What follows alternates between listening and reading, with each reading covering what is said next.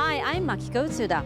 The area I'm in now is called Shimbashi, which is in Tokyo's Minato ward. It's considered the birthplace of the Japanese railroad, and today the streets are lined with many office buildings.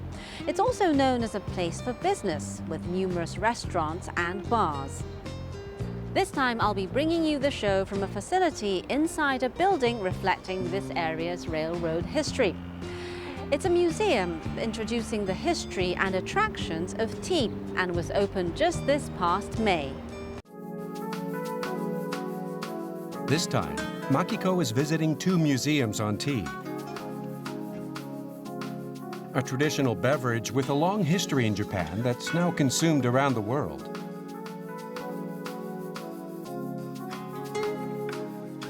With me now is Takehide Obara, the director of the Ocha Museum, who will be showing me around. Nice to meet you. Nice to meet you too. I understand that there are two museums here where visitors can learn about tea. Would you tell me about them? Certainly. One is the Ocha Culture Creation Museum, and we introduce the history of tea, how people drink it, and how it's made, and the changes in the culture over time.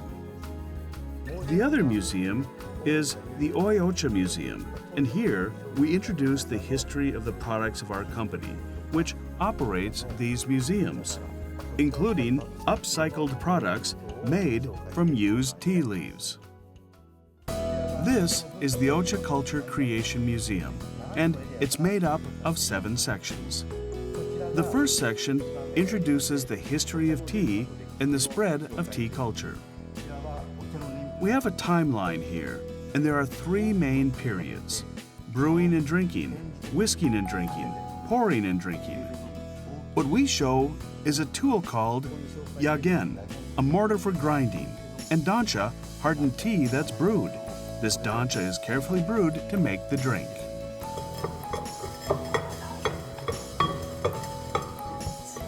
It's become really fine. Tea was consumed as a kind of medicine before the age when it became a beverage. At the Ocha Theater, an explanation of the museum's exhibits is given. From the history of tea and how people drink it to how tea leaves are harvested.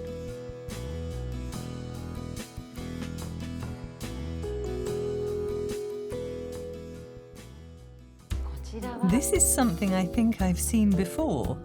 A tea-carrying doll. It is.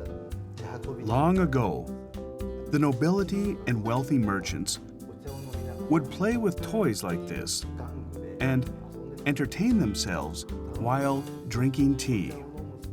Here, we have items related to tea drinking. This is a diorama of how it looks inside a tea farm. To the left is a tea farm in the Meiji period in the late 19th century. During that time, tea was grown plant by plant with many different varieties, and the plucking period varied, making management very difficult.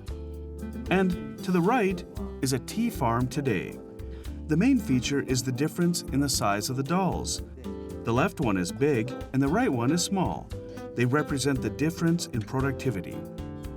Farms change when the tea you drink changes, and this diorama recreates tea farms in different time periods.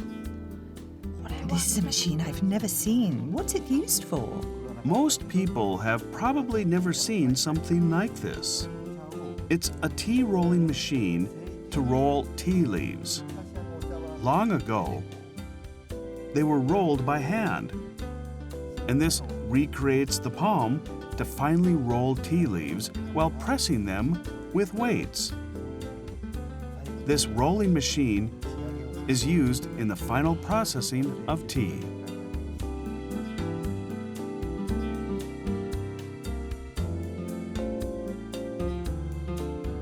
I see a number of display cases here. What's this section? Here, we show how people drank tea from the middle to late Edo period in the 17th to 19th centuries and the implements used.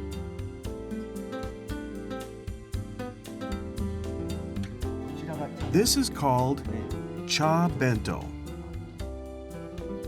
And it's a set of implements to boil water, add tea, and drink. When Japanese people traveled, they could take this and drink tea wherever they were. What's interesting is that all of the implements fit into the box. It really doesn't look like they would, but they do. Yes.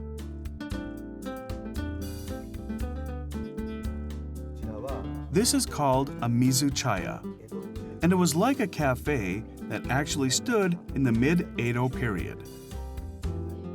From long ago, tea was used in facilitating communication between people, and there were places like this outside the home where people drank tea and talked.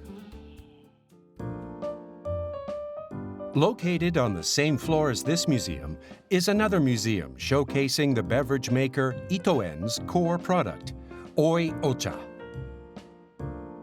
Inside, they show the manufacturing process starting from work in the tea farm, products made from used tea leaves, and various other initiatives. They offer various experiences, such as one which allows visitors to make their own special bottle of Ocha by drawing pictures and writing messages on the labels.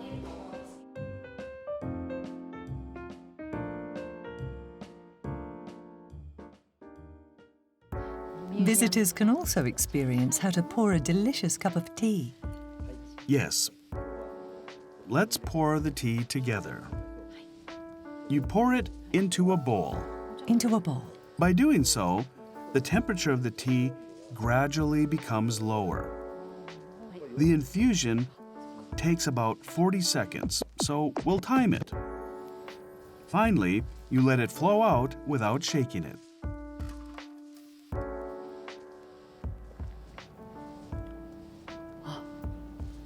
This is different. It has an umami, and it's not just the taste of tea, it's more like dashi stock. I'm surprised at how different it tastes from the tea I usually drink.